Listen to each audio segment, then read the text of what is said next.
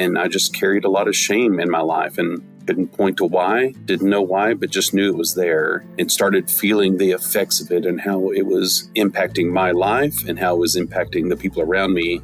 And I was just done. I was ready to do something about it. And I went on this weekend and it gave me something to do about it. The experiential nature of the weekend gave me something to do about that shame. And it was freeing and liberating. It was hard, but it was really good.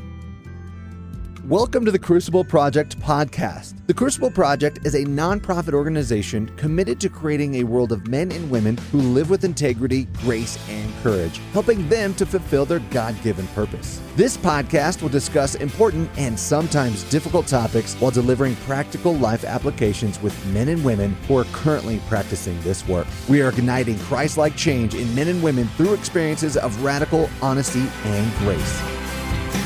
Welcome back to the Crucible Podcast. I'm your host, Joy Dunning, and I'm here today with two awesome guys. We have Brandon Brunson and Barry Thomas. Brandon, how are you doing today? Great, Joy. Great to join you here on the podcast. Thanks for having us. Yeah, thanks, Barry. How about you? How are you doing? Yeah, doing very well. And life is good. Awesome. Well, we are talking today about the impact that your Crucible journeys have had on your life right now. You are both elders at your church. From what I understand, you've been elders together for about 4.5 years. So before we jump into life as an elder and Crucible, I'd love to hear a brief snapshot from each of you about your Crucible journey, maybe when you started and what that has looked like for you. Sure. Yes. So I went on an initial weekend in August of 2005. I think it was the 7th weekend for this ministry and this men's work, and then wasn't involved with Crucible for about 1.5 years or 2. And then I had moved away to Texas, and then started talking to the leaders of the Crucible Project about how to get this started in Texas. Had a men's weekend, our first weekend in 2009, and it was the first weekend that was ever done outside of Chicago. And since that time, it has been done multiple times in Texas, but then it's spread really across the country and across the world. So it's been fun to watch that grow. Yeah, and you were a big part of helping it get to Midland, Texas, right? Yeah, so it was fun to be part of that. Well, thank you for the work that you did with that. And Brandon, how about you? Mine was a direct result of Barry. I was at Golf Course Road, a life group leader. Barry was on staff and had a group of us who were life group leader coaches and encouraged me and some other men to go on this weekend. I went for absolutely the wrong reason. I went because I thought this is going to be really cool to start something. I knew a little bit about what Barry wanted to do, and I wanted to be a pioneer. I wanted to jump in and be a part of that. And God got a hold of me while I was on the weekend and did some work in me, even though I think I went initially for maybe the wrong reason. But God got a hold of me, did some work. I flew up to Chicago to do the weekend. At that point, that's where the weekends were. Group of, I think 7 of us went that last time prior to the retreat that Barry talks about in 2009. And here we are in 2023 still doing the work. So it's been it's done a lot for me. It did a lot for me years ago as a husband and a dad. And it has done a lot for my leadership in the intervening years.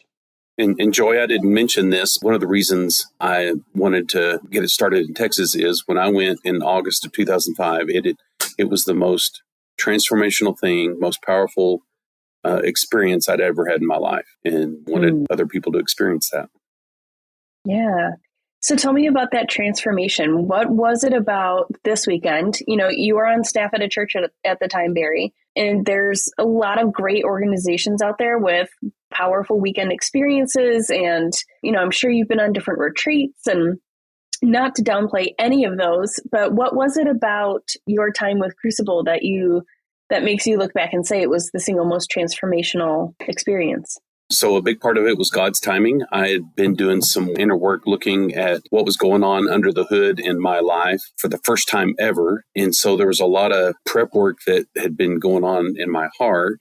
And then this weekend helped me do something about it. And so specifically in my life, a lot of it had to do around shame. And I just carried a lot of shame in my life and Couldn't point to why, didn't know why, but just knew it was there and started feeling the effects of it and how it was impacting my life and how it was impacting the people around me. And I was just done. I was ready to do something about it. And I went on this weekend and it gave me something to do about it. The experiential nature of the weekend gave me something to do about that shame. And it was freeing and liberating. It was hard, but it was really good. Well, let's fast forward just a little bit here. You guys have been, like I mentioned before, you've been elders at your church for about 4.5 years. And from what I understand, when you started, the church was in a bit of how you described it as like a crisis, right? So can you tell us, without going into the details of what the crisis was, what was that like for you, being men who went through Crucible and, have experienced radical honesty, radical grace, stepping into a situation where there was hurt, there was crisis going on? I vividly remember just before I became an elder. So there had just been some turmoil, some things going on with personnel, and we had a lot of people who had left. And there was a point where I decided I'm leaving too. I'm going to walk up and I'm going to get out of this place and go somewhere else and try this a different way. But two things happened for me. Number one, I realized I'd been at that church most of my life, and I couldn't walk out on those people. So for me, part of the Crucible thing, we talk about being authentic and living lives of integrity. Something struck a chord for me of I would be out of integrity with myself if I walked out. I want to be a part of helping this place become healthy again. And so I determined that I was going to stay and be supportive, whatever that meant.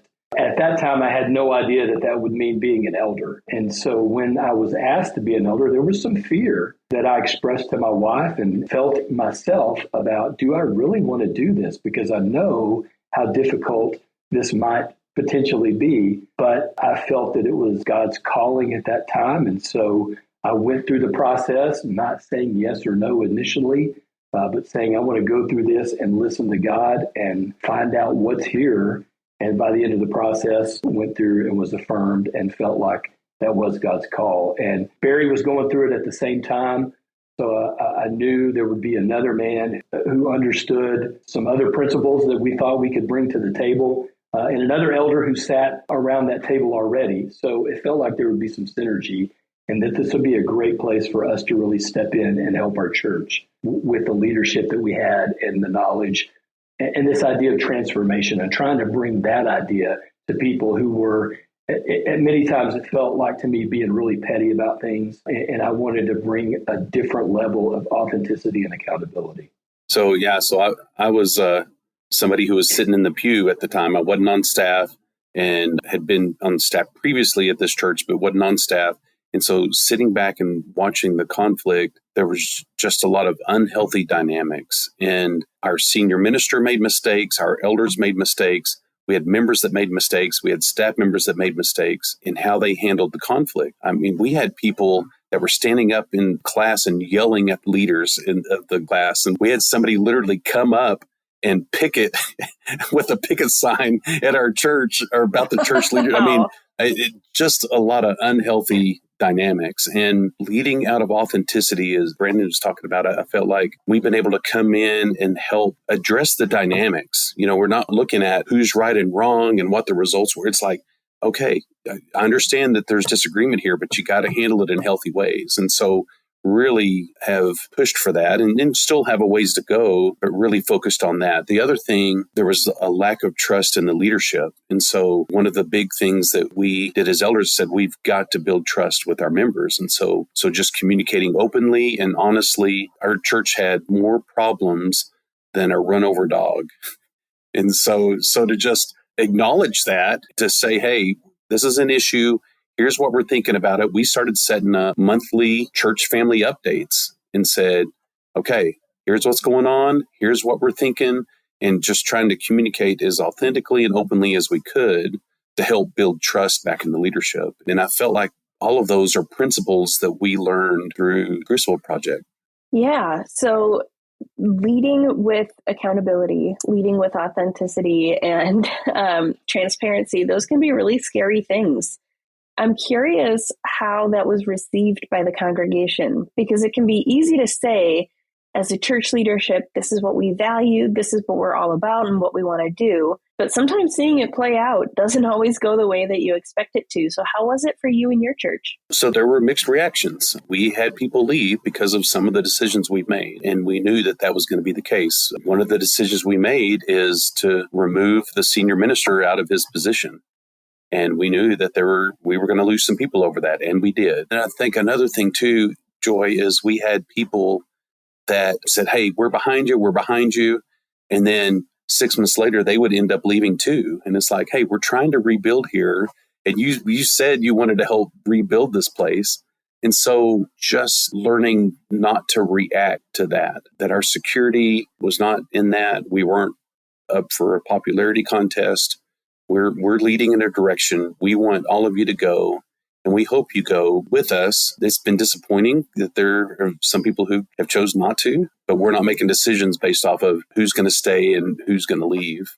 Yeah. And I would say, agreed. I would have conversations with people who would say, I'm not sure I trust you guys. And the younger ones, I really felt disappointed when I heard those things because I grew up respecting church elders. And when a church elder said or did something, it was almost unquestioned about where their heart was and what they wanted for the church. And some of the younger folks, I just didn't catch that from. So Barry's right. It took time. It took that open and authentic communication. It took us having one-on-one conversations with those people in addition to that communication that was church-wide so that they could hear our hearts and hear us talk about, we're doing this for the good of the kingdom and of Golf Course Road here. And we did. Barry's right. We made some unpopular decisions. But for instance, that one about the senior minister, we're going to lose people if we dismiss him. We're going to lose people if we remain status quo. So prayerfully consider with our group, what's the way God wants us to go?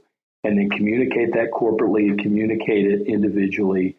And I think once we started having those kinds of authentic conversations, to me, that's when the tide started to turn. People could see that up front. They felt it from us one-on-one. And I think that's what turned the tide. Yeah. An old cowboy saying is, whenever you dig yourself in a hole, the first thing you got to do is stop digging. And so that's what we tried to do is, okay, healthy conflict dynamics and building trust is how we're going to stop the digging and start filling the hole back in. Yeah, that's great. And I got to tell you, I'm not really privy to a lot of cowboy wisdom where I'm at. So I just appreciate that. and that was for free, not charging a fee for that. So, well, thank you.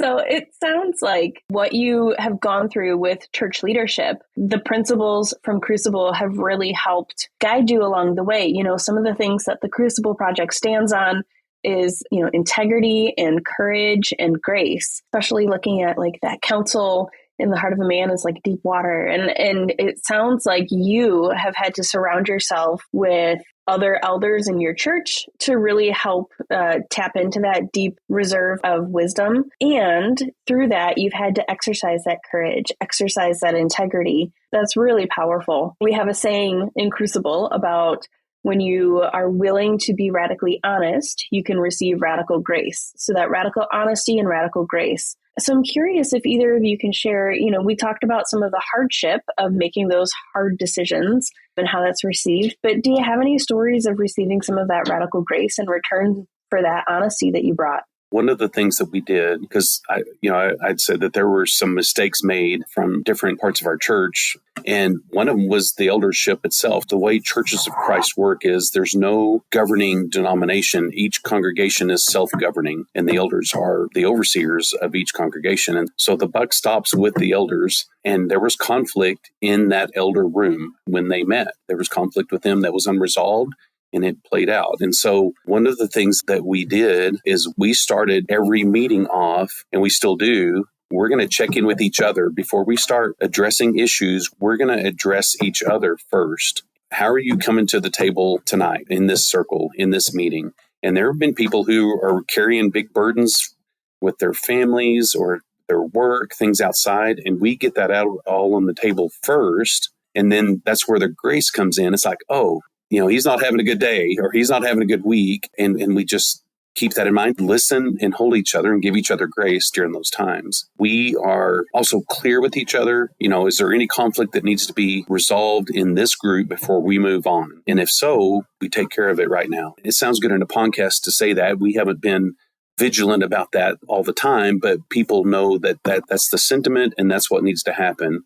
If we're not in harmony in that room, as the leaders go, so goes the church. And so it starts in that room. So there's grace that starts among us. And corporately, Joy, I will say this, I felt a lot of grace. And I think, we go back to talking about that open and honest communication corporately and individually. I've experienced a great deal of grace from our people when I'm honest and tell them what's going on. For instance, we just added 4 new elders and we went through a process and people would ask me, okay, so what do you think? And I said, listen, we've nominated 4 great men and I appreciate and love them all. And I don't know what's going to happen when they walk in the room with the rest of it. We could have the 4 best men on the face of the planet and the dynamic is going to change a little bit. I said, I'm checking into you with some fear about that. And I think being honest in that conversation, people took that as like, oh, I hadn't thought of that. And so it's kind of an unspoken thing. But once you bring that into the light and people hear you and your honest heart, they understand that. And one of the most humbling things I get is when people come up to me and say, hey, we appreciate what you guys are doing and we're praying for you. And so I feel in that moment, I do feel a little bit of grace there because I know there's some things that happen. And when they say things like that, I believe, okay, they're understanding what's going on. They're extending the grace. And we've built even more of that foundation that Barry talked about earlier of trust. Well, that's great. Crucible, a lot of what we do on our weekend experiences is focused on your own personal story and some of the things that, we've each gone through in our life and how that's impacting the way that we're showing up now. So it is very individual focused, but it sounds like the work that you both did as individuals has had a broader impact with your larger group of elders. So I'm curious just what you would say, let's say someone's listening who's considering going on a weekend and wondering, what would this do for me? Maybe, in their personal life, in their business life, even in the way that they show up at their church. I'm just curious if you have anything that you would want to say to that type of listener. So the best gift that I can give my family, the best gift I can give the people that I lead is a healthier me. And if I'm not aware of how I lead out from a shadowy place, from blind spots, if you will, we all have blind spots. And if I'm leading from some of those blind spots or from some hurt place that I've had and that I carry with me, it's going to control my behaviors and the decisions I make. So, for example, I talked about shame and dealing with shame. If I had not dealt with that as a leader, I would have continued to carry that and it would have affected the voices from shame that you're bad, you're not good enough, those kinds of things would be playing in the background and it would affect the decisions that I make. And so the best gift I can give the people that I lead is to be aware of that going on in the background and then make choices, whether I believe those voices or believe what's true about me. And then the people around me are blessed from that work that I do. That's absolutely true. And kind of a dovetail for me. When I went, what struck me was this idea of purpose, passion, and power. Years ago, as a younger dad, doing all the right things and going to church and checking the boxes, but there was something about it that wasn't all that fulfilling. And so another thing about me is I always felt like I was just on the outside. Like I couldn't quite be a part of that group. I wasn't quite good enough. My voice didn't really matter as much. And so this idea of purpose, passion, and power and stepping into those things, and as Barry suggests, what's true about me, and not listen to the negative voices that say, you don't belong there, you're not good enough there. But what was true about me made all the difference in the world for me. And then I could take that and bring it to my family, bring it to church, bring it to work, bring it to any of the communities that I'm in, and feel like, and not in an arrogant way, but okay, I do belong. And what I have to say matters. I had a great mentor of mine in this work, a guy named Judson Bowling. We were doing an online group, and I expressed that, and he was just flabbergasted, like, why wouldn't we listen to you? Your voice does matter. And it made a difference. Like, again, I was feeling, I don't quite belong here. And for somebody to affirm, yes, you do, made all the difference and spins me back to that idea of the purpose, passion, and the power. Yeah, well, and then you're using that voice now in your church leadership, navigating through crisis situations, working on bringing that grace and that radical honesty and clear communication. Wow, what a powerful way to use the voice that God has given you. So, Barry, Brandon, thank you so much for your time today and for the work that you do with your church, the work that you do with Crucible. Before I let you go, do either of you have anything that you want to share? One of the best books I've read on church leadership is Spiritually Healthy Church by Pete Scazzaro. And one of the things that he says is, and mentioned it earlier, but the church will never be healthier than the leadership of that church. And I totally believe that. And so for church leaders who are listening to this, you owe it to yourself, but you owe it even to the people that you lead to develop and grow. And one of the things that I love about the work that the Crucible Project does, it's the most fruitful ministry I've ever been a part of. And what it does is it complements the work that churches do very well. Churches do well with people who are following the Lord and being part of their faith community, serving the Lord. And then there's a book called The Critical Journey that talks about at some point in our faith journey, we hit a wall. And in this wall is where our will meets God's will. And we get to this dark night of the soul type of moment. And a lot of churches don't know how to deal with people that are at that place. They typically are not safe places to deal with people who are at the wall. And the Crucible Project is one of those places. It's one of those places to help people deal with that dark night of the soul, and then they can live in their local congregation healthier and in a better place. I love the work that the Crucible Project does and how it complements work that churches do. And I would say also, so church leaders and ministers, and we have others, some churches have deacons, people in positions of leadership, but even outside of the named leaders, there are leaders in the church, the lay people or people who serve behind the scenes, however they do that. What I tell people who want to go on a weekend or do is we need strong men and women taking this work back into the church. So it's no secret that the church across the country is in trouble. It's not just ours or yours. You can look at the numbers and every church is in trouble. It's just in decline. And I firmly believe that the more men and women that go through these weekends, and then I always encourage them at the end of the weekend, go back. If you're in a church and you're not involved, get involved. If you're not involved in a church, find a place, because we need men and women taking these principles and stepping back in. And I think that's one of the things that may be one of the only hopes we have of turning church around, is to be authentic and live with this purpose, passion, power, and bring that to our churches, because our communities need a strong church. Some of them don't know they need it, but they need it, and they're looking for something. And the more we can bring from the Crucible Project, I think, into that church, it will be more attractive to people to step in.